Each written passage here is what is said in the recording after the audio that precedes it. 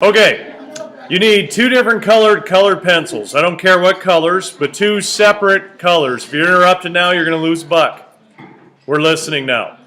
We're going to learn how to multiply decimals using a color method today, which is kind of a slick little method. All right, so let's look at the first one. This problem, I think if you turn back, I think it's on page 265, if I remember right.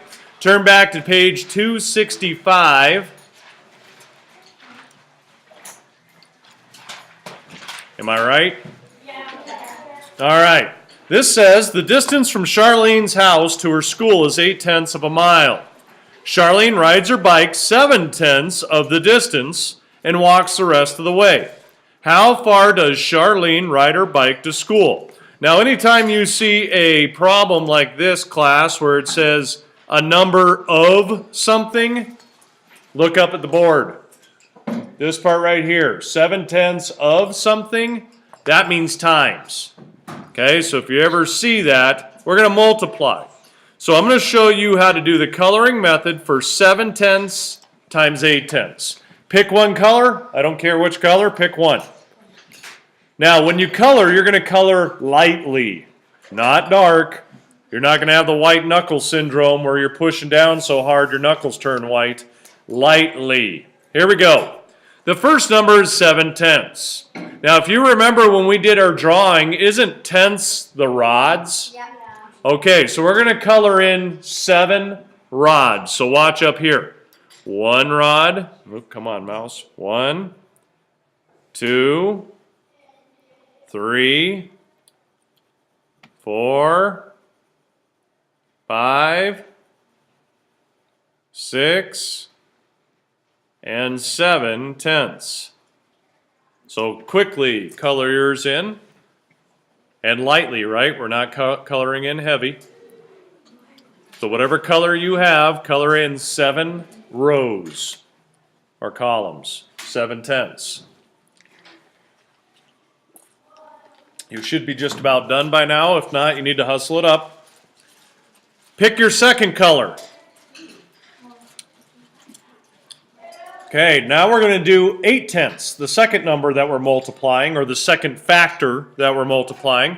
And instead of going up and down, class, we're going to go side to side. We're going to go horizontally. So I'm going to do 8 rows. So 1, all the way across, 2, 3, 4, lightly, 5, 6, 7, and 8.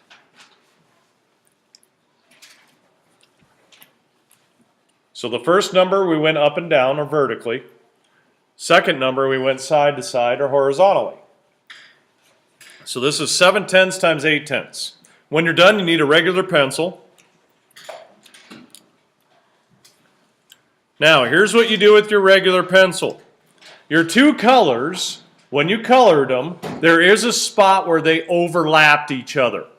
Okay, so if you look up at the board, please. If you look at mine overlapped from here to here to here and around. That area inside of there is overlapped, isn't it?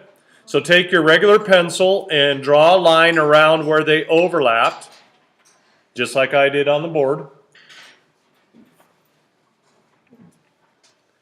And what I need to do now is figure out how many of these little squares, remember those are hundredths, how many of these little squares are overlapped.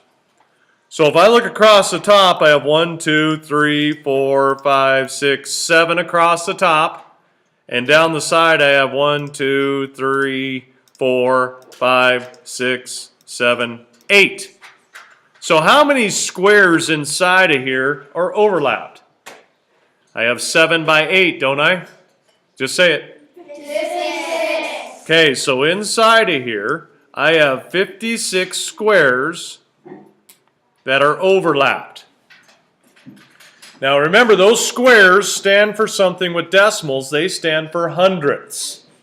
So 7/10 times 8/10 would give me 56 Okay, so if I write my answer, 56 hundredths, remember, is written 0.56.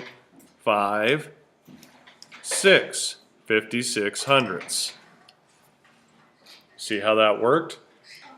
So the first number we did up and down, second number we did side to side, and then where they overlapped is your answer.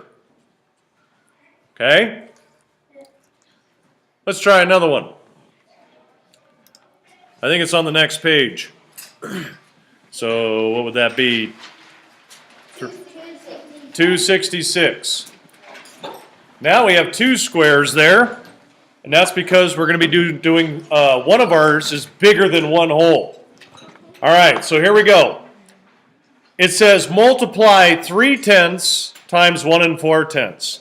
Now, when we have something bigger than 1, I like to do that one first. Okay, so 1 4/10, I'm going to do that with my first color. So grab your first color.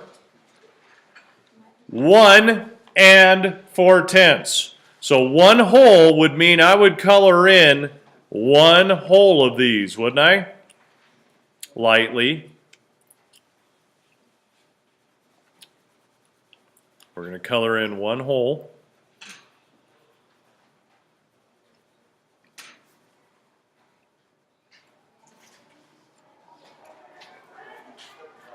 All right, now, after I colored in the 1 whole, I need 4 more tenths.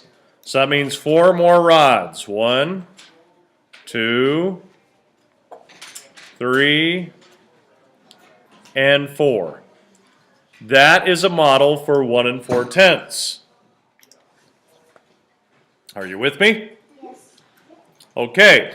After you've colored in 1 4/10, the next color is going to be our other factor, 3/10. Now watch what I'm going to do here. I'm going to multiply by 3/10, but that needs to go all the way across. See that? So that's 1/10, 2/10, all the way across, and 3/10.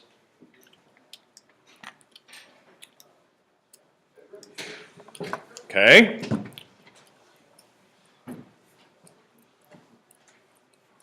Did you go all the way across? Yep. All right, now we take our regular pencil and we're going to draw a line around where they overlapped. So on the first box, they overlapped up here. That's where the two colors overlapped. And on the second box, it overlapped as well, right here. Now, our answer to 1 4/10 times 3/10 is going to be inside of those overlaps. So this is what I do. Watch this. The first box, I have 3 by 10, don't I? So how many hundredths do I have in there? 30 in there. The second box looks like I have 3 by 4. What would that be? There's 12 hundredths. Now, I'm just putting these together, aren't I? So what's 30 plus 12? 42. So my answer would be 42 what? 42 hundredths. So you should have a decimal and a 0 in front of it. 42 hundredths. Are you getting this? Okay, we'll do a couple more and then I want you guys to do a couple on your own. All right, let's turn to the next, or not turn to the next page, look on the next page. We'll do one that's easier here. Number 2. 1/10 times 7/10. So somebody tell me, how do I do this problem? Anybody think they've got this figured out where they can walk me through it? Okay, what do I do first?